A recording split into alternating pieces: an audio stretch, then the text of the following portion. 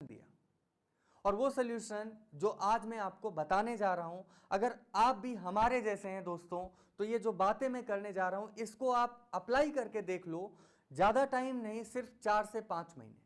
उन 4 से 5 महीनों के अंदर अंदर आपका ये जो इंग्लिश का रोना है ये खत्म हो जाएगा और आप बहुत ज्यादा कॉन्फिडेंट फील करेंगे। सोल्यूशन क्या बताया था सर ने? उन्होंने कहा था कि ठीक है, तुम्हें लग रहा है ना कि तुम्हें सुसाइड कर लेना चाहिए, ठीक है, कर लो सुसाइड, मर जाओ, लेकिन यार कुछ करके तो मरो। क्या कैरो की तरह मर रहे हो? एटलीस्ट एक बार तो सोचो कि तुम कुछ कर सकते हो। मेरे भी अंदर से आवाज आई कि हाँ यार, अगर मरना ही है तो कुछ करके मरूंगा, ताकि लोग कायर का ठप्पा ना लगाए मेरे ऊपर। और इसलिए मैंने सर से सॉल्यूशन पूछा। उन्होंने सॉल्यूशन बताया था, वो मैं बताता हूं आपको। उन्होंने कहा बेटा देख, सबसे पहले तुझे क्या करना है, सबसे पहले इंग्लिश न्यूज़पेपर खरीद डेली बेसिस पर। मैंने कहा सर कौन सा? तो उन्होंने बताया द टाइम्स ऑफ इंडिया या द हिंदू। मैंने कहा ओके। बोले उसके उसमें क्या होता है, एक एडिटोरियल पेज आता बीच में। मैंने कहा हाँ सर। बोले तो उसको पढ़। तो उसको पढ़ेगा और क्या होगा, जब तू पढ़ेगा ना तो उस सेंटेंस में कई सारे वर्ड्स होंगे जिनका मीनिंग तुझे नहीं पता होगा। मैंने कहा हाँ ऑब्वियस सी बात है, जब मीनिंग नहीं पता होगा तो तुझे पूरे सेंटेंस का सेंस नहीं पता चलेगा। तब क्या करना, एक डिक्शनरी ले ले, उस डिक्शनरी में उस वर्ड का मीनिंग देख, मीनिंग देखेगा तो सेंटेंस समझ आ जाएगा। मैंने कहा हाँ, लेकिन ऐसा करके छोड़ना नहीं उस वर्ड को, एक डायरी भी लेनी है, उस डायरी में डेली बेसिस पर उस वर्ड का मीनिंग लिखते चलना है। मैंने कहा ठीक है सर। उन्होंने कहा तुम अपनी लाइफ का एक टारगेट बना लो कि रोज सोने से पहले कम से कम 50 वर्ड्स उस डायरी में तुम लिखोगे। मैंने कहा ठीक है सर। बोले बस ये काम करो, फिर क्या करो, इसके साथ साथ में पढ़ने की आदत डालो। तुम इंग्लिश की नॉवेल्स ले सकते हो, चेतन भगत की, उसमें इंटरेस्ट भी है, उसको पढ़ो।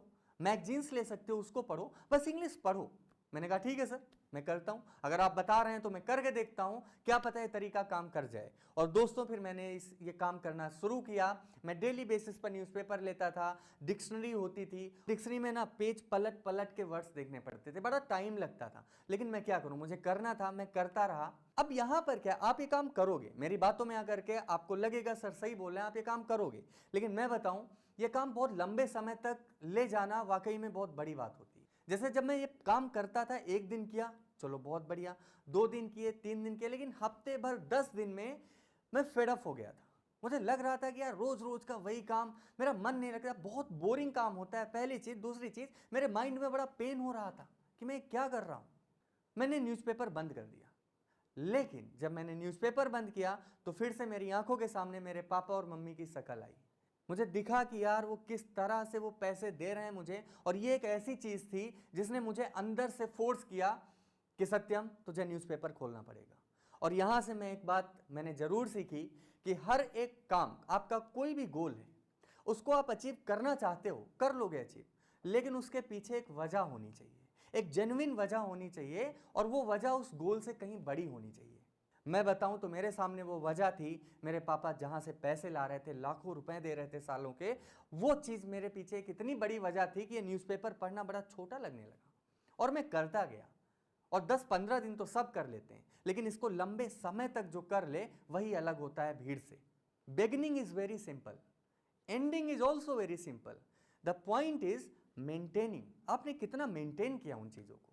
मैं ये काम लगातार करता गया, एंड बिलीव मी गाइस, 3 से 4 महीने तक जब मैंने काम करा तो मेरे अंदर से कॉन्फिडेंस आ चुका था कि अब सामने इंग्लिश लिखी हुई आती थी तो मुझे डर नहीं लगता था, मैं आराम से पढ़ पा रहा था। और चूंकि मैं डेली बेसिस पर एक डायरी में 50 वर्ड्स लिख रहा था, 4 महीने में आप कैलकुलेट करो, मैथ लगाओगे, कितने वर्ड्स हो गए थे। वो डायरी नहीं थी, 4 महीने के बाद वो डायरी तब्दील हो चुकी थी डिक्शनरी में।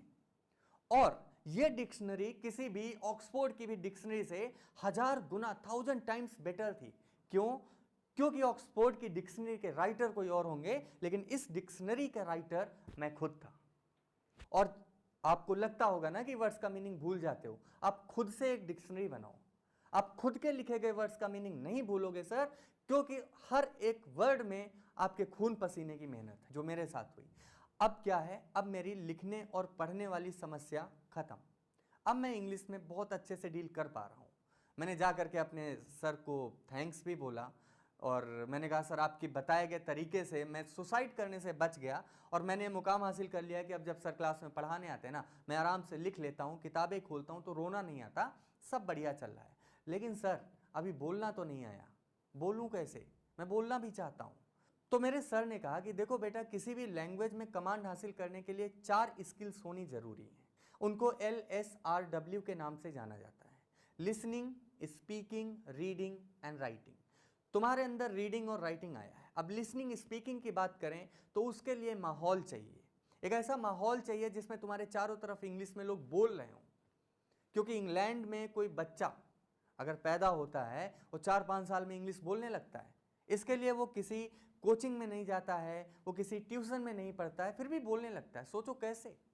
मैंने कहा हाँ सर, बात तो सही है। उन्होंने कहा ये इसलिए क्योंकि उसके आसपास वाले इंग्लिश बोल रहे होते हैं। तो तुम भी कुछ ऐसा करो कि इंग्लिश बोलो और इंग्लिश सुनो। अब लेकिन पॉइंट ये था कि ये मैं कैसे करूं। मेरे जो फ्रेंड्स थे वो हॉस्टल में कौन इंग्लिश बोलता है, और मेरे घर पे मैं किससे कहूं कि इंग्लिश में बात करे, कोई नहीं कर पाता, सब लोग गांव से थे। तो मैंने वहां पर एक तरीका अपनाया। वो तरीका भी आप यूज कर सकते हैं सर, बड़ा फनी तरीका भी है और एक्चुअली वो काम करने वाला तरीका है। वो क्या था कि मेरे पास नोकिया का फ़ोन था, वोडाफोन का सिम था। मैंने क्या किया, मैंने कस्टमर केयर को फ़ोन मिलाया और उससे मैं इंग्लिश में बातें करने लगा। होता क्या है कि आप अगर किसी सामने वाले पर्सन को जानते हो, वो आपको जानता है और आप इंग्लिश बोलना चाहते हो तो आपको शर्म लगेगी। लेकिन सोचो ना, सामने वाले पर्सन आपको नहीं जानता, ना आप उसको जानते हो, फिर क्या शर्म है, फिर तो बेशर्मी से आप बोलो इंग्लिश। वही मैंने शुरू किया। रात भर कस्टमर केयर पे मैं बात करता था, 4-4, 5-5 घंटे उनसे बात करता रहता था। नो डाउट मैं पहले टूटी फूटी इंग्लिश बोलता था, लेकिन सामने वाला तो सही बोल रहा था। और जब सामने वाला सही बोल रहा था तो उसके कुछ सेंटेंस मैंने सीखे, फिर मैंने दूसरे कस्टमर केयर पे उससे बात करना स्टार्ट किया और 2-3 महीने इसमें लगे और मैं बोलने भी लगा। By that time I was much fluent in speaking. I had a great communication skills और वो चीज़ें मुझे बहुत अच्छी लगी। और कुछ इस तरह से मैंने इंग्लिश का एक जो मेरी सारी जिंदगी का डर था, एक जो दहशत थी, एक जो फोबिया था, एक जो हवा था, वो सारी चीज़ें मैंने खत्म की।